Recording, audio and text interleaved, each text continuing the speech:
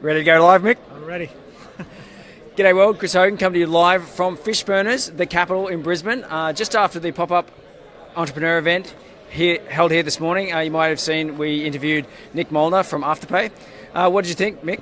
Fantastic, yeah, really good to listen to Nick. He's got some fantastic insight and such a young chap as well. Yeah. A huge future ahead of him, yeah. So absolutely fantastic. Great product as well. Yeah. So, Mick, what's Process PA?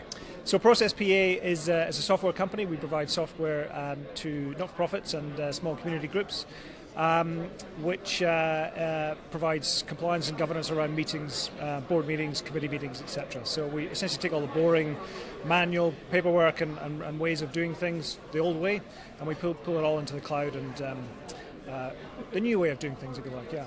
Fair enough. So why do startups or small business maybe need to look at this software? I guess I know what your answer is going to be. Yeah, look, purely from a governance and compliance point of view, there's a lot of, you just have to open the newspaper and there's, the CPA are in the news just now for lack of governance, CBA as well, from just lack of process and just oversight along a number of things. Our software really allows to capture the main people, the directors and office bearers, captures the salient information from what they're actually trying to achieve on record, hold them to account, open, transparent, searchable, from a continuity point of view as well. A lot of people change positions in organisations. Our software allows that process to maintain. What is governance? Because that's a word that's thrown around a lot in sort of the corporate enterprise arena, and a lot of small businesses, including myself, actually, well, I do now, know what Sure. governance is. What does it mean? Excellent question, and it's highly misunderstood. Essentially, governance is it's agreeing beforehand on what processes and procedures are going to be in place to deal with certain situations. To the extreme end, it's dealing with what process do we have in place to mitigate risk against these factors. So it's not one specific process, if you like. It's a raft of good, thorough discussions documenting how that organisation is going to function at every single level. It's about being open and transparent and having those really tough discussions with top level right down to the bottom level about what are we here for and what are the risks involved. And it's also being able to put your hand on that documentation too, right? Governance, Correct. You actually do need to know where your company registration document is, your trademark documentation is. All of that, yeah, exactly. And even it filters through into the culture as well. So good culture and organisation breeds good governance as well. So it's really every facet of the business really talks to that governance piece as well. And as you say, the ability to put your hand on a document, a piece of paper, or a record of what we discussed and what actions were decided upon in a particular meeting, it all forms part of that wider conversation. Yeah. And that's what Process PA helps resolve?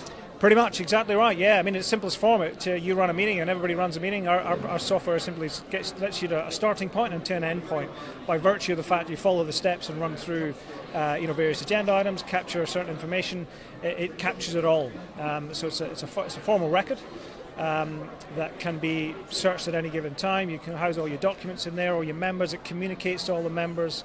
It really gives that really high level transparency and visibility to everyone involved in the organisation. So being a co-founder, we haven't asked when this was founded. So the organisation, Process PA has been in existence for about 2 years in development, 12 months commercial. I joined about 3 months ago. So Matthew Rowan, our co-founder, he's done a fantastic job. He's a developer. He's built this product and essentially got it to market.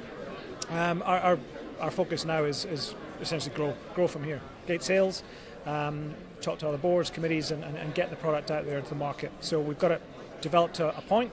We're now looking at sort of building out some of the product features over a period of time with some strong customers. So you've got customers? Absolutely, yeah, absolutely. We've had 12 months of big commercial now. We've got about 30 customers. Cumulatively, that equates to about 800 users on the platform. We obviously want to grow that rapidly. Great. And so funding, was that, so you mentioned your partner developed it, so self-funded? Yeah, so seed funded initially, so we've had an initial round of seed funding about 12 months ago. We're now gearing ourselves up for another round of funding to take us to the next level. Always a challenge, trying to get that next round of funding. How much? How do we, what do we put a value on the company, etc. Ideally, we'd love to grow it organically, but we do need that extra injection of cash to just get us pushed to the next level. Was that VC funded or was that friends and family? Friends and family initially, yeah. So it's initial friends and family. Our board of advisors also put some money in as well. But yeah, we want to look to the VC option next to get a decent chunk to really give us a red hot go. Cool. So what's your experience with actually asking for money, or what was that experience like? Maybe it wasn't yourself, so maybe you can't talk about it? Yeah, I can't talk about it specifically with this organisation, but yeah, my experience with asking money for business opportunities, look, I don't like it. I'll be honest, I really hate it. Especially that whole friends, families and fools type conversation. It's I try and avoid it at all costs, to be honest with you. Even though it's kind of catch-22, you need the money, but I don't like asking for it. Would you have done it again the same way? Yeah, I think so. Yeah, definitely. And Matthew and I are very similar in the way we approach the funding side of things and the growth side of things as well. If we can make it work, with the limited resources we have, fantastic. But we each also acknowledge that there comes a point where you need to start getting some other funding in to realise the eventual dreams of the business, if you like. So yeah, we would do it the same way again, though. Yeah. Excellent. Well, thanks very much for your time, Mick. Pleasure. Appreciate it. No worries. Thanks for watching, guys. Facebook.com/Beach City Life.